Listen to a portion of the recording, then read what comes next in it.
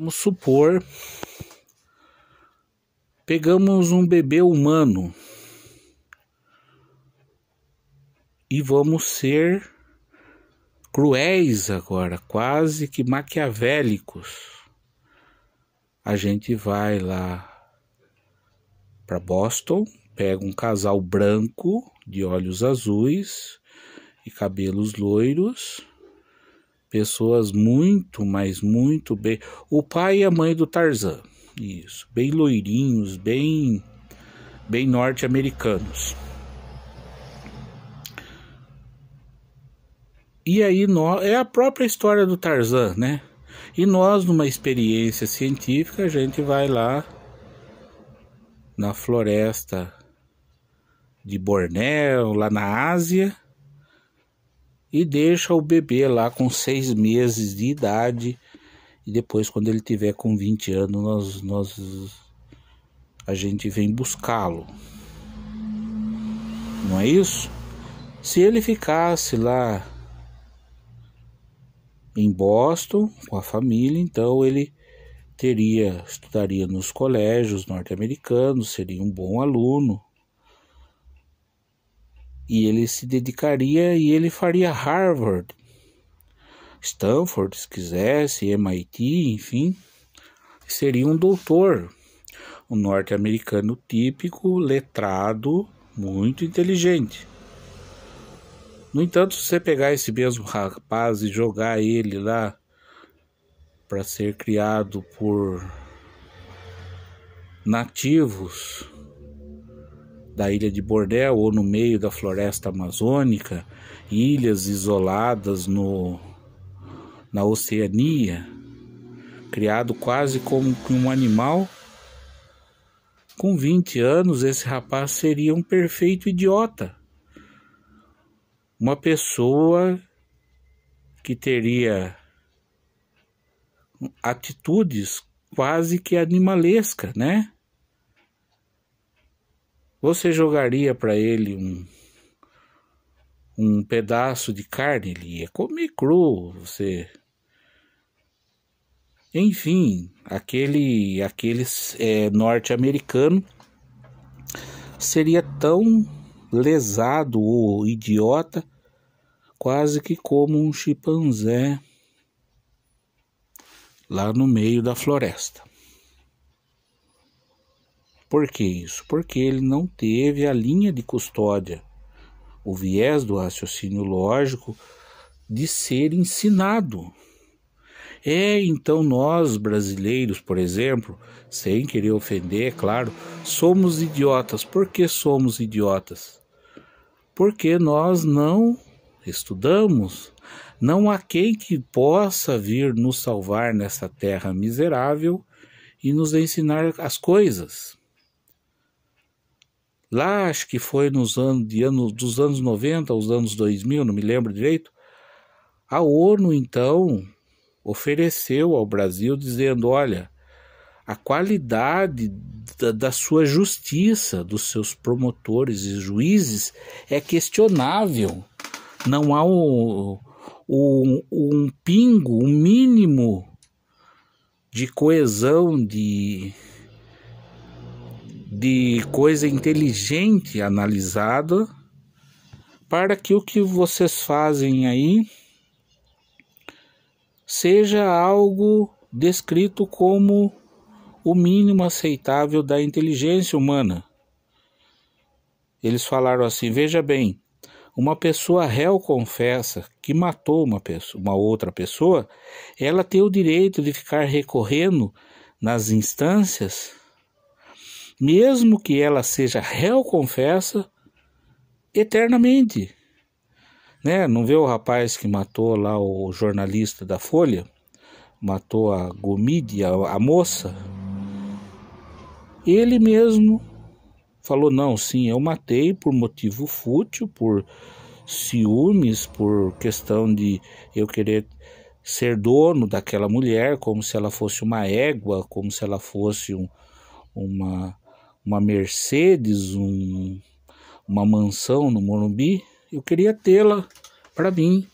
E no ego da minha mente, num momento que eu me arrependo ali, no momento de uma fúria machista, eu matei a moça.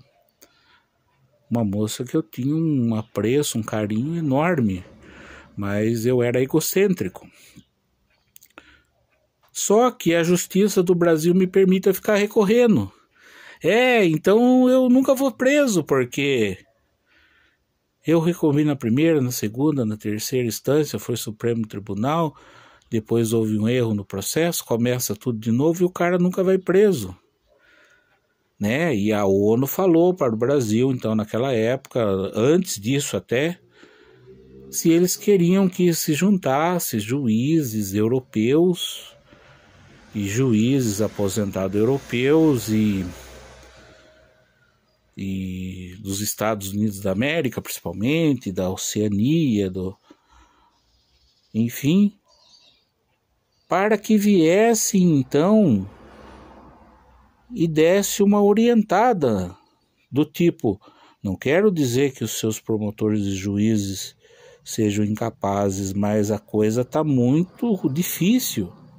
E da onde que veio isso? Veio desses deputados federais, dos senadores, do presidente do Brasil, que fazem aquelas leis e dizem as más línguas, não sou eu que estou dizendo, que eles fazem leis frouxas e leis absurdas como essa de ficar recorrendo eternamente, né? Tem um rapaz libanês, que ele tem o mesmo nome da maior cidade do Brasil, dizem que ele roubou muito dinheiro, usando essa palavra roubou muito dinheiro entre aspas, era um engenheiro muito bom, ganhava licitações, então o pessoal fala que ele recebia o caixa 2, recebia ali o molha-mão, ou 30%, né? Vai ficar 10 milhões essa ponte, tudo bem, só que 30% é o molha-mão, senão isso nunca vai sair. 30%? Quanto que é 10% de 30 milhões? 3 milhões. 3 vezes 3 dá 9. Então, de 350 milhões, uma ponte, por exemplo, 90 milhões era a gorjeta, a caixinha de ter resolvido os trâmites. E esses rapazes, esses senhores, então, são os que permeiam e fazem o conjunto de leis do nosso país. Tão discrepante que uma instituição como a ONU, que é muito respeitada, achou por bem fazer o mínimo, que é tentar ajudar. E, logicamente, né, que bandido, entre aspas, vai se assumir. Não, imagina, que nós brasileiros está tudo corretíssimo, não há o que necessite um ajuste para caber na intelectualidade mínima da inteligência humana, você entendeu? E você cidadão médio comum, brasileiro, então, você é considerado por aqueles políticos, aquele pessoal, como um perfeito idiota retardado. Você está mais preocupado com o jogo do Corinthians, com o Palmeiras, do que a Anitta está vestindo, o que o Neymar falou, do que com quem rege a sua vida, né? Porque nós não somos livres do 100%, nós temos obrigações, né? Dizem que você trabalha 6 meses de um ano só para pagar imposto, por exemplo. Mas eu não, vamos supor você pegou pegou R$500, foi lá no supermercado e fez uma compra do mês no valor exato de R$500. Pois bem, desses R$500, 35% foi de imposto. 35%, vamos ver mais ou menos de cabeça, né? 10% de R$50, de R$500. 3 vezes 5, 15. Então vamos pôr aí uns R$170 é imposto. Dá para comprar bastante coisa, com R$170 dá para comprar no mínimo um botijão de gás, né? Para passar o mês. Dá para pagar a conta da água e da luz, cara. Dá. Você entendeu? Ah, mas então o governo tá me roubando? Não. Você precisa ser atendido pelo SUS. Vai estar lá, você toma remédio de uso controlado para pressão, você pega de graça no posto. Se você for atropelado, você vai lá no hospital, não precisa pagar nada. Está corretíssimo. Só que dizem, eu não sou especialista,